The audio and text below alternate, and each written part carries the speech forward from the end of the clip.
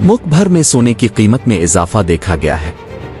Al Pakistan gems and jeweller association के मुताबिक मुल्क भर में सोने की कीमत में 1200 का इजाफा हुआ है, जिसके बाद फी तोला सोने की कीमत 2,57,700 रुपये हो गई है।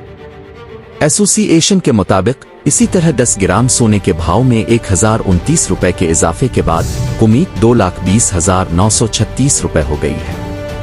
दूसरी जानिब आलमी बाजार में सोने का भाव $19 इजाफे से $2,458 फी औंस है।